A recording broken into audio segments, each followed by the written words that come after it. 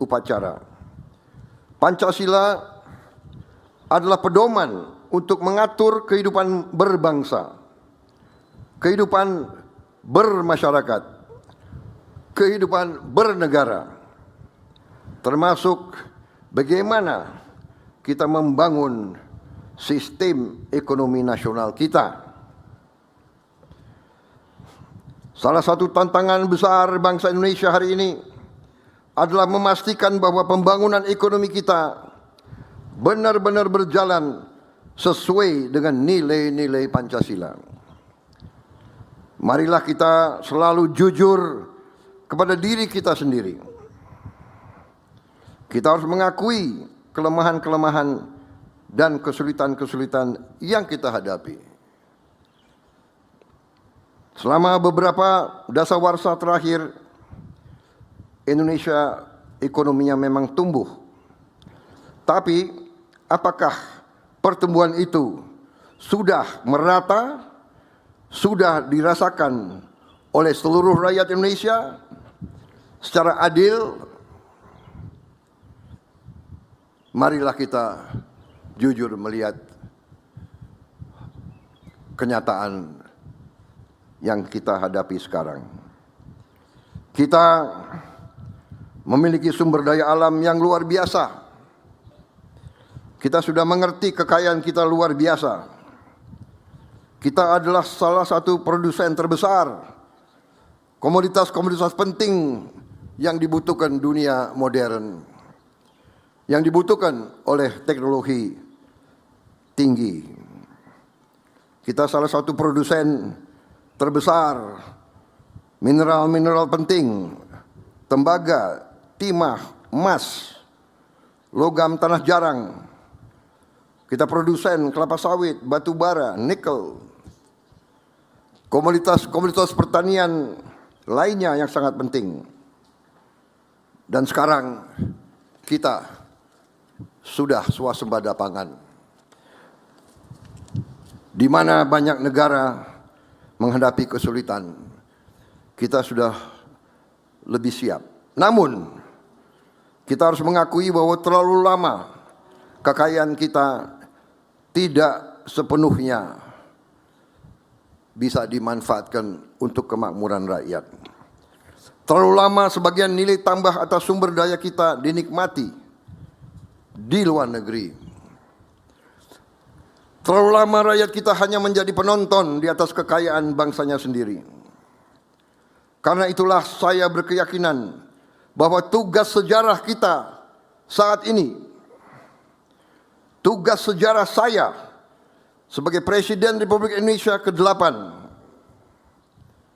sebagai mandataris rakyat yang disumpah di hadapan rakyat, adalah untuk melakukan transformasi bangsa, terutama transformasi ekonomi nasional kita.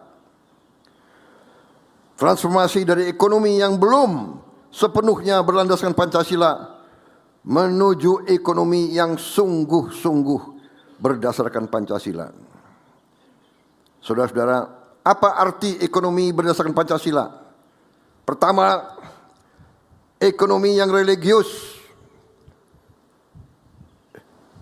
ekonomi yang berkemanusiaan, dan ekonomi yang memperkuat persatuan nasional. Kita percaya bahwa kekayaan alam bukan sekedar komoditas ekonomi. Kekayaan alam adalah amanah Tuhan Yang Maha Esa yang harus dikelola secara bertanggung jawab untuk sebesar-besar kemakmuran rakyat dan juga untuk anak dan cucu kita, untuk masa depan, untuk generasi-generasi yang akan datang.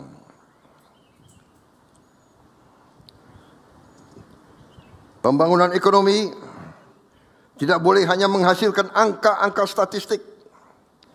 Pembangunan ekonomi harus menghasilkan kehidupan yang lebih baik bagi seluruh rakyat Indonesia. Anak-anak kita, anak-anak saudara-saudara yang paling lemah, paling miskin, paling tidak berdaya harus memperoleh gizi yang cukup. Petani kita harus memperoleh pupuk yang tepat waktu dan harga yang benar. Nelayan kita harus memperoleh akses pasar yang adil dan harus dibantu dan harus diberdayakan. Para nelayan kita adalah produsen protein yang sangat penting agar rakyat kita bisa jadi rakyat yang kuat.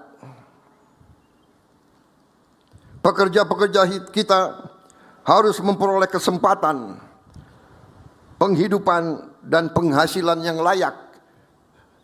Nasib pekerja kita harus dilindungi, harus dibantu. Ketiga, ekonomi kita harus berpihak kepada kepentingan nasional dan kepentingan rakyat. Ekonomi kita tidak boleh hanya menguntungkan segelintir orang saja. Sudah terlalu lama harga berbagai kekayaan alam kita ditentukan oleh pihak lain, ditentukan di negara lain. Sudah terlalu lama sebagian keuntungan dari sumber daya alam mengalir ke luar negeri dan tidak tinggal di ibu pertiwi. Karena itu, pemerintah menentukan ekspor sumber daya alam satu pintu. Kita juga harus melakukan investasi besar di bidang industrialisasi berdasarkan hilirisasi. Kita harus memperkuat pengelolaan devisa hasil ekspor dan memastikan bahwa kekayaan Indonesia memberi manfaat sebesar-besarnya kepada seluruh rakyat Indonesia. Keempat, ekonomi Pancasila adalah ekonomi yang egaliter, ekonomi yang kerakyatan. Ekonomi kita berdasarkan rancang bangun cetak biru yang dibuat oleh pendiri-pendiri bangsa kita, oleh Bung Karno, Bung Hatta, Bung Syahrir dan semua pendiri-pendiri bangsa kita, tertuang dengan sangat jelas dalam pasal 33 Undang-Undang Dasar 1945, di mana sangat jelas diamanatkan bahwa perekonomian Indonesia disusun sebagai usaha bersama berdasarkan azas kekeluargaan.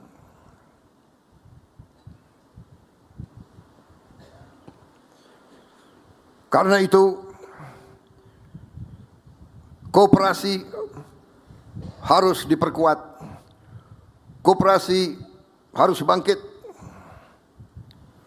Koperasi adalah salah satu alat untuk mengangkat rakyat kita dari keadaan kemiskinan dan ketidakberdayaan. Usaha kecil dan menengah harus kita perkuat. Dan desa harus menjadi pusat pertumbuhan ekonomi baru. Saudara-saudara, karena itu rakyat harus menjadi pelaku utama dari pembangunan. Bukan sekedar objek pembangunan. Apalagi hanya menjadi alat pembangunan. Kelima, ekonomi kita adalah ekonomi yang berkeadilan sosial. Inilah tujuan dari seluruh perjuangan kita. Pertumbuhan ekonomi